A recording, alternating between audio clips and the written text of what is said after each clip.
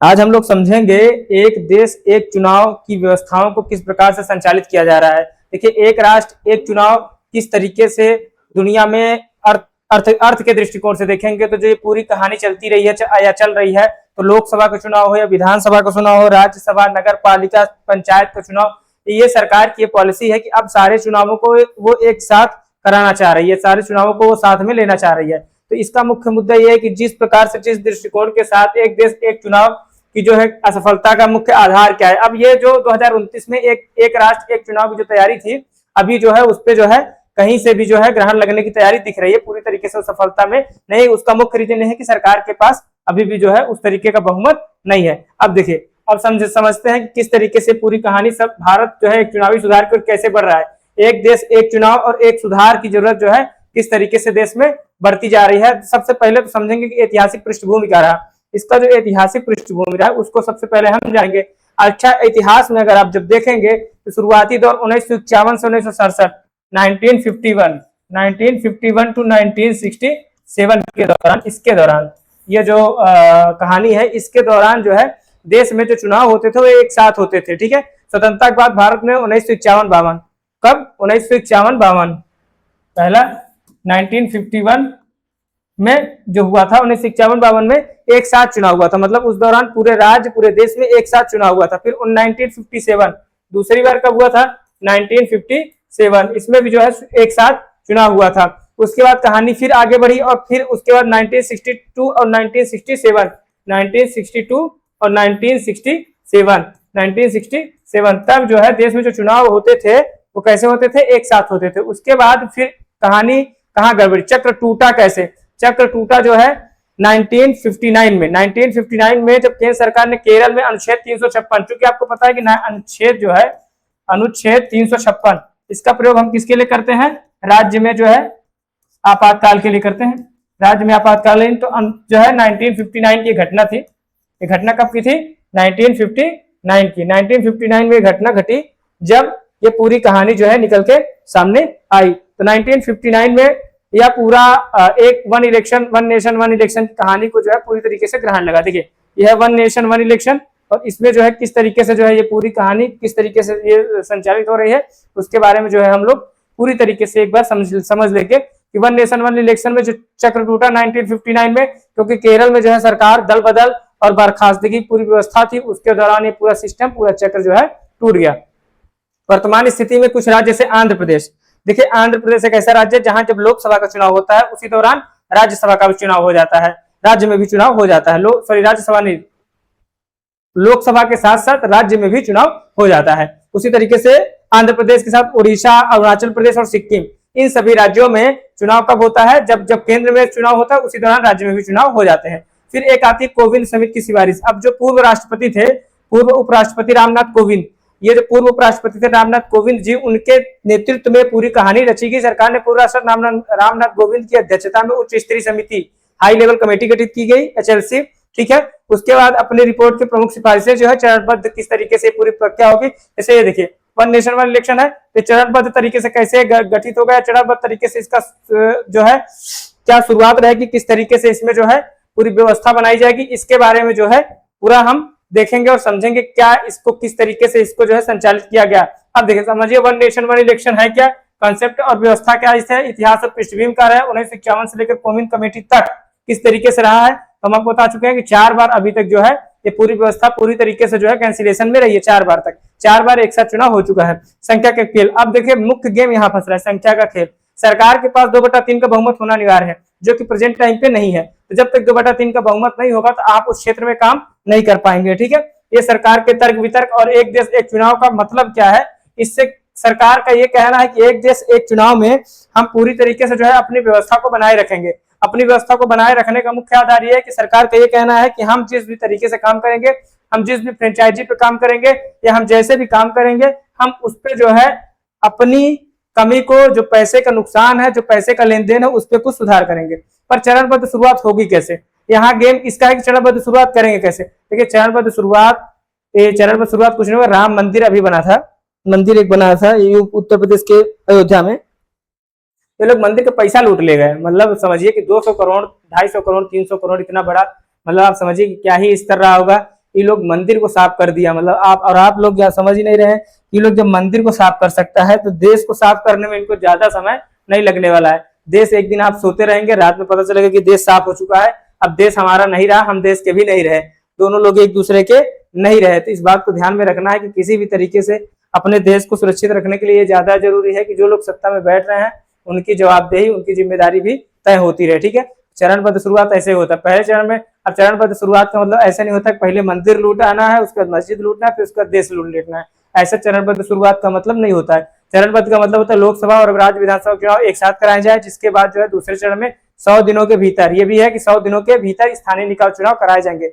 और इसमें एकल मतदाता सूची भी होगी, मतलब मतदाता सूची एकल निर्वाचन आयोग ECI जो इलेक्शन कमीशन ऑफ इंडिया है वो इस जो है राज्यों के चुनाव अधिकारियों के साथ मिलकर एक साझा मतदाता सूची, जिसको हम बोलते हैं सिंगल इलेक्टर रोल, ठीक है, तो ये वोटर ID कार्ड तैयार करेंगे।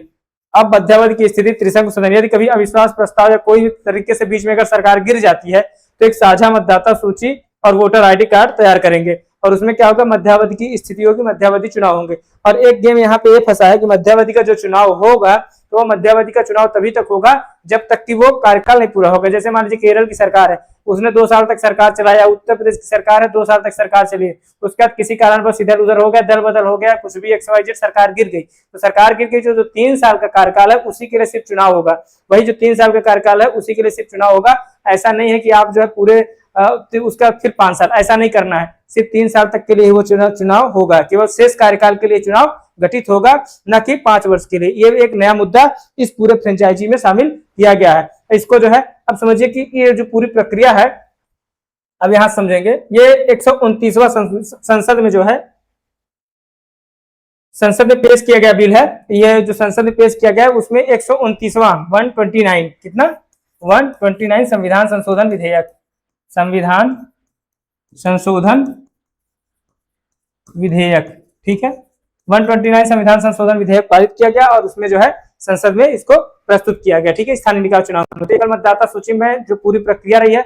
अब देखिए ये जो 129वां संविधान संशोधन इसमें जो पेश किया गया है तो ये किस तरीके से इसका जो पूर्ण आहुति दी जाएगी, किस तरीके से, ये देखिए नया संसद भवन जो बना है ये नया वाला है। ठीक है, इसमें जो है नया जो है अपनी व्यवस्था टाइट रहनी चाहिए, तो इनका अपना जो है कार्यक्रम एकदम फिट है। वो आपके लिए दिक्कत है कि आपको किस तरह रहना है, आपका जीवन क्या है, वो तो भगवान ही मालिक है, लेकिन इनका अपना व्यवस्था ये सब फुल AC एकदम चिल्ड एकदम रहता है। ये एकदम समझ लीजिए कि यहाँ का टेम्परेचर हमको लगता है कि 16-17 डिग्री रहता होगा, 18 से 20 डिग्री, इससे ज्यादा तो नहीं रखते होंगे, क्योंकि इससे ज्यादा में उनको दिक्कत होने लगता है ना, पेट निकलने लगता है। अगर ज्यादा टेम्परेचर रहेगा तो उनका पेट निकलेगा, और यहाँ जो लोग बैठते हैं उनका पेट नहीं निकलना चाहिए, क्योंकि जो है देश की रक्षा यहीं से न होती है, पूरा व्यवस्था यहीं से संचालित करते हैं लोग। ठीक है, लेकिन फिलहाल 129वां संविधान संशोधन विधेयक दिसंबर 2024 में केंद्रीय मंत्रिमंडल की मौजूदगी में कानून मंत्री कौन है, अर्जुन राम मेघवाल, इसको भी ध्यान रखिएगा। कानून मंत्री कौन है इस समय, देश के कानून मंत्री अर्जुन राम मेघवाल। तो अर्जुन राम मेघवाल जी के नेतृत्व में अर्जुन राम मेघवाल जी द्वारा संसद में संविधान 129वां संशोधन विधेयक 2024 प्रस्तुत किया गया। संयुक्त संसदीय समिति JPC, आपको पता है JPC गठित की जाती है, इसमें JPC होगी, तो JPC इस विधेयक की समीक्षा के लिए इसे दिसंबर 2024 संयुक्त संसदीय समिति गठित की गई। अब JPC जब गठित की गई तो JPC के लिए मुख्य आधार क्या रहा है, या JPC की समिति को भेजा गया जिसमें वर्तमान गंभीर विचार विमर्श चल रहा है, अभी चल रहा है, अभी इसमें विचार विमर्श चल रहा है। अभी इन लोगों का 6, 7, 10 साल 20 साल विचार विमर्श चलेगा, क्योंकि इसमें जो है अभी इनको इतनी आसानी से सफलता मिलने वाली नहीं है, क्योंकि 2/3 का बहुमत चाहिए ही चाहिए। तो अभी तो ये लोग आराम से जो है विचार विमर्श करता है। एक 3 लोगों का विचार विमर्श, इस शब्द को जानिए, ये विचार विमर्श ये लोग बहुत ज्यादा करता है। किसी भी कोई मुद्दा हो जाता है ना तो ये पहले इस पे विचार विमर्श करता है, और इस विचार विमर्श करते करते तब तक वो मुद्दा, वो कहानी, वो व्यक्ति सब क्या हो जाता है, खत्म हो जाता है। इनका ये हर चीज में इनका विचार विमर्श बहुत ज्यादा होता है। ठीक है, इसको भी ध्यान में रखना है कि अगर हर चीज में विचार ही विमर्श करना है तो कैसे कैसे विचार विमर्श होगा और कैसे कैसे व्यवस्थाएं बदलेगी, ये ज्यादा इंपॉर्टेंट रहेगा। लेकिन संयुक्त संसदीय समिति जो गठित की गई 2024 में, तो उस पर गंभीर विचार विमर्श और गंभीर आवश्यकताएं, संशोधन, संवैधानिक संशोधन, व्यवस्थाएं संचालित करने की शुरुआत है। लेकिन नीति आयोग और समिति के रोडमैप के अनुसार सरकार 2029 तक, कब 2029 तक ये चाह रही है कि हम जो है एक राष्ट्र एक चुनाव, है ना, 1 नेशन 1 इलेक्शन चुनाव कराना चाहते हैं, पर ऐसा पॉसिबल नहीं है। ये खेल हमको 2034 में ही देखने को मिलेगा। अभी इसमें कहानी में थोड़ा सा अधूरापन है, इसको ध्यान में रखना है कि ये खेल अभी जो है पूरी तरीके से प्रस्तुत नहीं हो पाएगा। तो 2029 तक सरकार को पूर्ण दिशा, पूर्ण तरीके से लागू करने में इसमें सरकार की मंशा है कि हम पूरी तरीके से क्या करेंगे, लागू कर देंगे। लेकिन ये जो संसद भवन है, ये इसका आवश्यक पूरी प्रक्रिया है, ये पूरी तरीके से जो है लागू नहीं हो पाएगी। तो समस्या आगे बढ़ेगी, कब तक बढ़ेगी, कब तक इसका सोल्यूशन होगा, ये वक्त बताएगा। लेकिन आवश्यक संवैधानिक संशोधन किस प्रकार से रहे, इस व्यवस्था को लागू करने के लिए संविधान में कई अनुच्छेदों को संशोधन कर अनिवार्य होगा, क्योंकि कई चीजें व्यवस्थाओं को बदलना होगा। तो सबसे जरूरी चीज है अनुच्छेद 83, एक इसके सिस्टम है अनुच्छेद 83, उसमें क्या कहा गया है उसको हम देखेंगे और समझेंगे। चलिए आइए, अनुच्छेद 83 क्या कह रहा है। तो अनुच्छेद 83 संसद के सदनों की अवधि, लोकसभा के कार्यकाल उसके समय से पहले भंग होने पर शेष जो है अवधि को तय करने के लिए, शेष अवधि के नियम तय करने के लिए अनुच्छेद 83 बनाया गया। मतलब इससे ये समझिए कि अनुच्छेद 83 आर्टिकल 83 इस बात की गवाही देता है कि संविधान संसद का कार्यकाल कितने दिन का होगा। तो अनुच्छेद 83 क्या है, आर्टिकल 83 संसद के सदनों की अवधि का है। फिर है अनुच्छेद 172 राज्य विधानमंडलों की अवधि। अब 172 क्या है, राज्य विधानमंडलों की अवधि। तो 172 राज्य विधानमंडलों की अवधि है। फिर अनुच्छेद 325 टू 327, इसमें एकल मतदाता सूची तैयार करना और संसद को समानांतर संचालन किसी भी तरीके से प्रस्तुत करना। फिर आर्टिकल जो है 85 और 174 जो क्रमशः राष्ट्रपति और राज्यपाल सदनों को भंग करने की शक्ति देता है। ठीक है, आइए हम देखते हैं। इधर देखेंगे मुख्य रूप से क्या मुद्दा रहा है। तो इतिहास की झलक 1951 से अब तक में 1968 69 कुछ राज्य सरकारें गिरे, सिलसिला टूटता रहा। पहला आम चुनाव लोकसभा विधानसभा एक साथ कराया गया, फिर आखिरी बार 1967 में कराया गया था, जिसमें हम आपको पीछे बता ही चुके हैं। फिर रामनाथ कोविंद की अध्यक्षता में हाई लेवल कमेटी गठित की गई। ये देखिए हाई लेवल कमेटी, इसको समझिए, ये हमेशा गठित होती है। कोई भी मुद्दा देश में होगा हाई लेवल कमेटी गठित हो जाएगी। ठीक है, देश में कुछ भी होगा, जैसे राम मंदिर में चोरी हो गई तो चोरी के बाद इन्होंने कमेटी गठित कर दी, वो भी हाई लेवल कमेटी। ठीक है, वो हाई लेवल कमेटी के बाद फिर वहां पे आता है जो है मिठाई छेना वगैरह। हाई लेवल कमेटी गठित होगी तो 20 लोग बैठेंगे, उसमें समोसे आएंगे, समोसा आएगा और जीरा जलाएगा, जीरा जल। ठीक है, इसको खाने के बाद फिर हाई लेवल कमेटी संपन्न हो जाती है, उसका मुद्दा खत्म। ठीक है, तो याद रखना कि 2023 में रामनाथ कोविंद बने थे कमेटी के अध्यक्ष। मार्च 2024 कोविंद कमेटी के 1800 पन्नों की रिपोर्ट, ये 18,000 पन्नों की रिपोर्ट ही दे दिए थे। ठीक है, तो जो पूर्व राष्ट्रपति हैं इन्होंने 18,000 पन्नों की रिपोर्ट देश के सामने प्रस्तुत कर दी। आगे समझते हैं। तो देखिए कोविंद कमेटी और 2 अहम बिल। रामनाथ कोविंद कमेटी सितंबर में गठित हुई, मार्च 2024 में 18,000 पन्नों की रिपोर्ट सौंपी गई और 2029 के चुनाव के बाद एक अपॉइंटमेंट डेट से नया चक्र शुरू होगा। संविधान की 134वां संशोधन विधेयक 2024 लोकसभा विधानसभा चुनाव एक साथ कराने के संवैधानिक संशोधन, केंद्र शासित प्रदेश कानूनी संशोधन विधेयक 2024 के साथ चुनाव चक्र को राष्ट्रीय चक्र से जोड़ना था।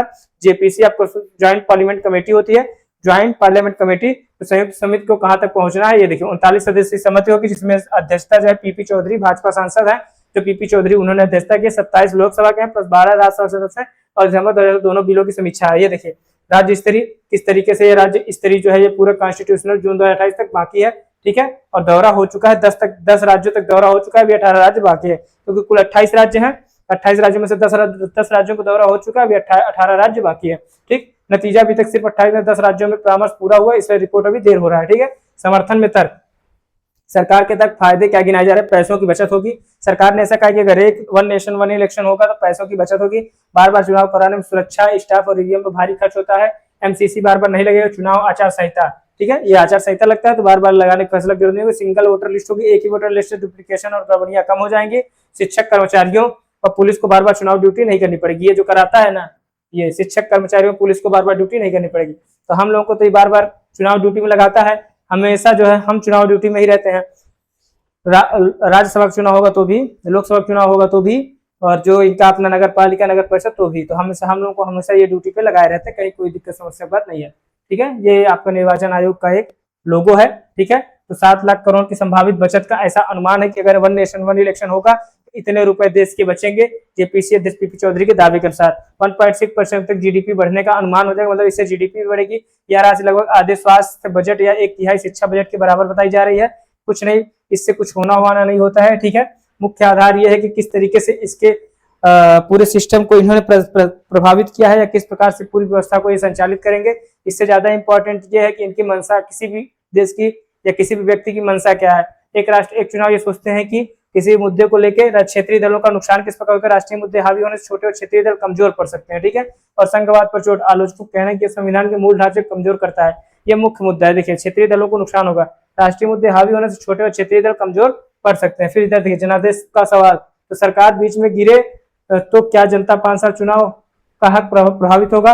5 साल नहीं होगा, बीच में चुनाव गिरेगा तो जो बचा हुआ समय उसी के लिए सरकार द्वारा चुनाव कराएगी या देश द्वारा चुनाव करने के लिए तैयार होगा। पूरे ऐसा नहीं कि अब बीच में सरकार गिर गई तो अब 5 साल के लिए फिर चुनाव होगा, ऐसा नहीं होने वाला है। इतने बड़े पैमाने में ईवीएम सुरक्षा बल स्टाफ जुटाना विशाल लॉजिस्टिक चुनौती, व्यवहारिक चुनौती रहेगा। ठीक है, ये राहुल गांधी लोकसभा विपक्ष के नेता हैं। ठीक है, इन्होंने प्रेस कॉन्फ्रेंस करके इसकी जानकारी दी, इसके नुकसान क्या, फायदे क्या, किस तरीके से और क्या ये प्रक्रिया रहेगी।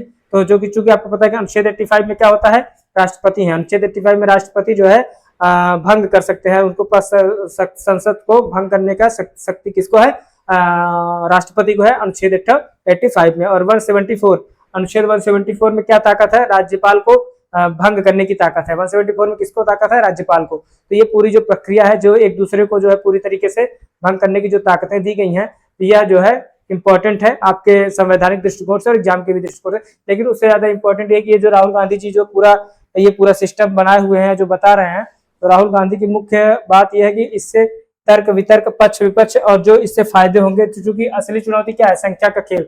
चूंकि 2/3 का बहुमत से पारित होना चाहिए, जो कि सरकार के पास 2/3 का बहुमत नहीं है। संविधान लोकसभा में निवेश बहुमत कैसे होगा, देखिए चाहिए कितना, 362 चाहिए। ठीक है, कुल लोकसभा में है 543, चाहिए कितना, 362, 2/3 बहुत जरूरी है। एनडीए के पास है अभी 318, कितना है, एनडीए के मौजूद है 318, लेकिन 131 में मिले वोट 298। तो जब 298 मिले तो यहाँ तक पहुंचने के लिए बहुत ताकत लगानी पड़ेगी। इसलिए इन्होंने जो है तमाम राज्यों के टीएमसी के सांसद हो, चाहे वो एकनाथ शिंदे के सांसद हो, सबको वो तोड़ रहे हैं अपने अपने तरीके से महाराष्ट्र में। ठीक है, ये है एक ये है। ठीक है, तो आपको दिख ही रहे होंगे। तो ये लोग जो है किस किस तरीके से कौन कौन किस स्थिति में, ठीक है, दिख रहे हैं, चेहरा एकदम शानदार तरीके से चमक रहा है। तो आने वाला फ्यूचर भी यही हमको दिख रहा है।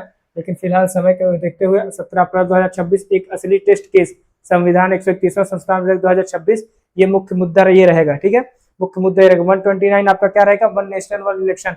लेकिन जो 17 अप्रैल 2026 एक असली टेस्ट केस, संविधान 131वां संशोधन विधेयक 2026 पर सीमा महिला आरक्षण से जुड़ा जो है अलग, मगर उसी तरह का संविधान लोकसभा पेश हुआ था और यह पास नहीं हो पाया। पास इसीलिए नहीं हो पाया क्योंकि सरकार के पास जो है 318 वोट ही थे। कितने थे, 318 थे, लेकिन पड़े वोट कितने, 298, और चाहिए कितना, 362 के करीब में चाहिए। ठीक है, तो उपस्थिति 528 की, जिसमें आवश्यक वोट 352 थे, 2/3 चाहिए था 352, लेकिन पक्ष में मिले वोट सिर्फ 298। ठीक है, वोटों की कमी हो गई 54 की। ठीक है, तो इसलिए जो है कमी होने के कारण संविधान संशोधन नहीं हो पाया था, है ना। तो ये आपको ध्यान रखना। कुछ प्रावधानों के लिए राज्यों की मंजूरी भी चाहिए। जब तक राज्यों की मंजूरी नहीं होगी तो आप उस पर जो है सफलता हासिल नहीं कर पाएंगे। इसलिए राज्यों की मंजूरी सख्त आवश्यक है। ठीक है, प्रशासकों के लिए भी और इनके लिए भी। तो एनडीए शासित राज्य, ये देखिए पूरा ये एनडीए शासित राज्य, जहाँ 20 राज्यों में और अन्य दलों के राज्य जो है 8 राज्यों में, 28 राज्यों में सत्तारूढ़ गठबंधन का ये एक उदाहरण आपको हमने दिया। देखिए व्यवस्था कैसे कैसे भारत के, स्वीडन, दक्षिण अफ्रीका, इंडोनेशिया और भारत में किस तरीके से ये व्यवस्था पहले थी। भारत जितनी भाषाई, संस्कृति और राजनीतिक व्यवस्था किसी भी तुलना किए गए देश में नहीं है। इसलिए चूंकि भारत का हर स्थिति परिस्थिति में बदलाव होता रहता है ना, तभी तक सिर्फ जो है ये पूरी कहानी आपको हमने जो है जानकारी दी है। ठीक है, अब इस पे मुख्य मुद्दा ये रहेगा कि क्या वन नेशन वन इलेक्शन की सफलता देश के लिए किस प्रकार से कारगर होगी। वन नेशन वन इलेक्शन से देश को क्या फायदा होगा, इकोनॉमिक, आर्थिक, सामाजिक, राजनीतिक क्या बदलाव होंगे। उससे ज्यादा ये इंपॉर्टेंट है कि आर्थिक बचत होगी। आर्थिक बचत के साथ साथ नीतिगत निरंतरता रहेगी।